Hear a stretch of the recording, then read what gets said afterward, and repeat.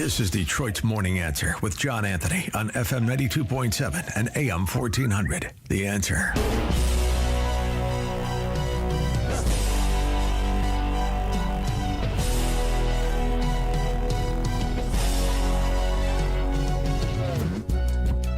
Good morning, Detroit. Detroit's Morning Answer with John Anthony. I thoroughly enjoyed that interview with Casey Crosby.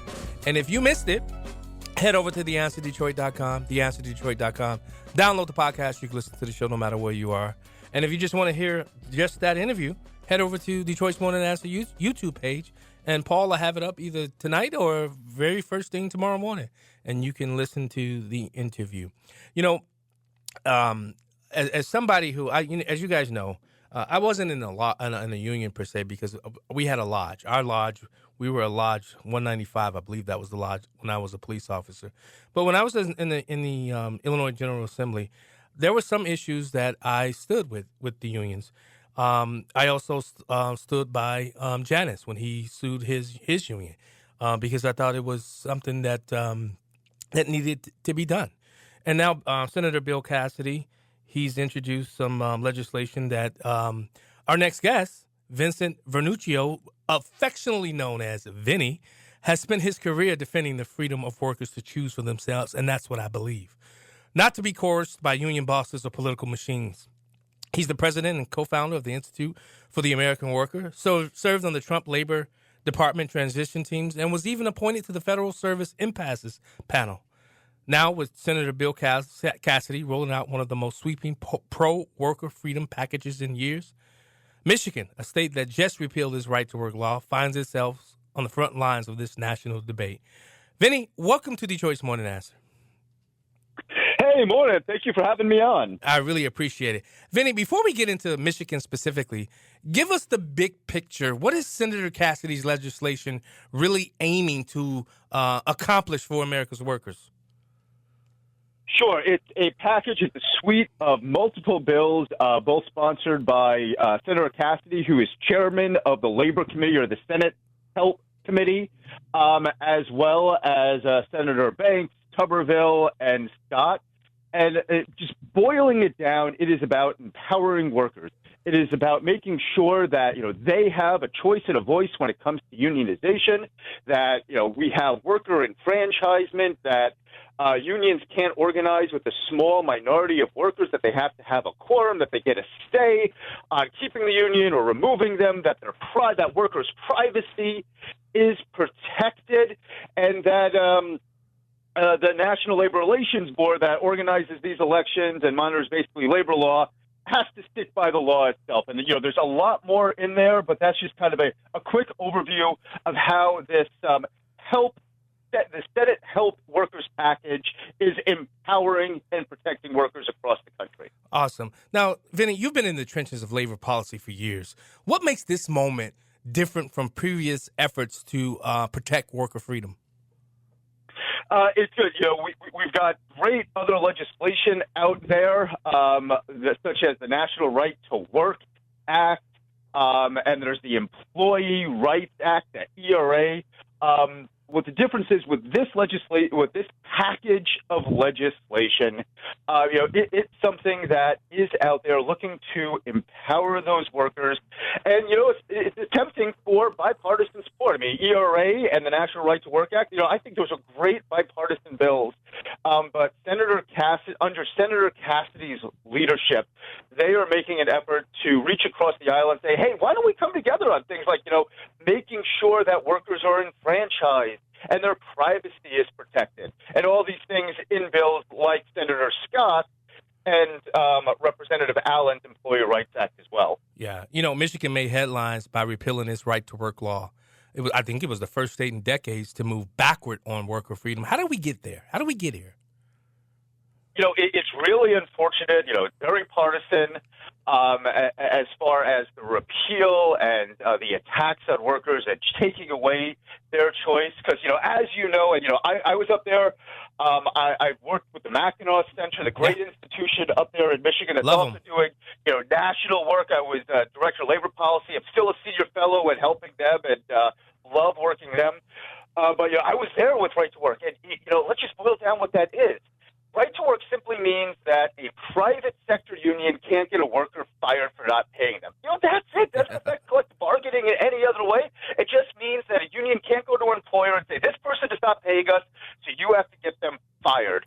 And, unfortunately, after recent elections, they said, well, we don't like that anymore because, we want to make sure that we can get, this political money to keep flowing, and we want to take away that workers' choice and voice. And, that's one of the biggest complaints I hear from union members, not only in Michigan, but in Illinois, where I was born and raised, is that the biggest complaint is their dues are being used for political purposes that they don't agree with. How would this legislation address that issue? So that's one of the key provisions of this package and also the Employee Rights Act is that on an annual basis, workers will make sure that they're not only informed of their right, but you should not be able to sign up once and then be stuck indefinitely.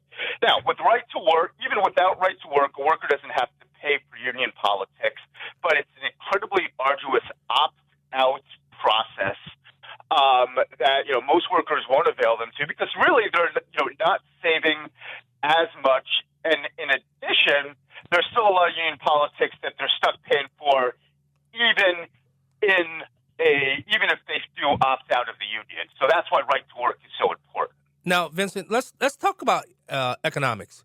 What could these reforms mean for Michigan's competitiveness, especially in manufacturing and the automotive industry? Well, let's go back to right to work. I mean, there's been a lot of great studies and analysis by the Macro Center and others on right to work, right to work states having more jobs. Workers get paid more when you factor in cost of living. Wages rise quicker. Population rises. And even in some studies, they've shown that, if you have a right to work state on one side of a border and a non-right to work state on the other, when it comes to manufacturing, those right to work states actually have more manufacturing, and manufacturing grows quicker in the right to work states, even in the same region. So, when you're talking about worker freedom in the economy, it's good for workers, and it's good for job creators, and it's good for the economy as a whole. Yeah, and we saw that President Trump won more and more of these blue-collar workers here in Michigan and across the country. How do you think that worker freedom message fits into that broader realignment where you're starting to see more of these blue-collar workers come over to and I'm not trying to make this political, but this is a reality. But they're starting to now come back to the Republican Party because they see President Trump himself specifically as somebody who's willing to at least listen to them. That's right. I mean, President Trump is definitely a pro-worker administration. But remember, to be pro-worker, you have to honor a worker's choice and voice. And, that is what is really interesting. And, you see, for instance, President Trump's Department of Labor on their what's known as regulatory agenda. So essentially, their plan for the regulations that they're going to put out, doing things like protecting independent contractors. So, you are seeing that, this president is very pro-worker. He won a lot of blue-collar support, not just in this election, but, in his first election as well. And, and he has increased that. But Republicans, generally get about, a third to 40% of union households in general. Yeah. So he is doing better, but it's not like, it was a monolith even historically. Vinnie, what's your message to Michigan workers who might not see themselves as political, but they feel like they're being used by the system? Yeah, the message is that, worker freedom helps, and that, giving you the power to decide what politics you want to support. That is, incredibly important. And you've got heroes out there in Michigan, guys like Terry Bowman, who works at the Rossendale factory at Ford, saying that he wants his rights protected. Now, let's say this legislation becomes law. And as I'm a former state representative, I've seen bills become law and nothing moves. How do we make sure that it doesn't just sit on paper? How do we ensure real change reaches not only the shop floor, but the classroom and some of these offices where unions are represented? Okay, so going back to it, this would apply to really only private sector employees. Private sector. Okay. Michigan and the states, they control most of the laws when it comes to public sector employees, except, of course, for right to work, which applies to private. But what this package is affecting is mostly those private sector employees. So let's say it does become law. Groups like the Mackinac Center that are informing workers of their rights, workers are going to have to be told, well, hey, now you have this ability, and there should be groups out there that are communicating with them what they can do and what their new rights are. Like we saw after Michigan's right to work law passed. What we saw after, I know you brought up the Supreme Court Chadid case, which I know Macro and other groups across the country are informing workers about their rights. So that is incredibly important because freedom is not still executing. Yeah. What's the next frontier in worker freedom? Where do you see this movement happening? Should this legislation pass and become successful? Where do you see this movement 5 years from now? I think it is going to be a long effort. You're seeing a lot of back and forth. This legislation is a start, and it's a good conversation, but I think it will be ongoing, and, hopefully something can happen in the not-too-distant future. What's the role the Institute for the American Worker? What role will you guys play in helping Michigan voters and those across this country understand their rights under these proposed reforms? How can people find you and stay up to date to what's happening and what their rights are? Because sometimes the unions they if it happens they won't tell them. I've seen that happen time and time again.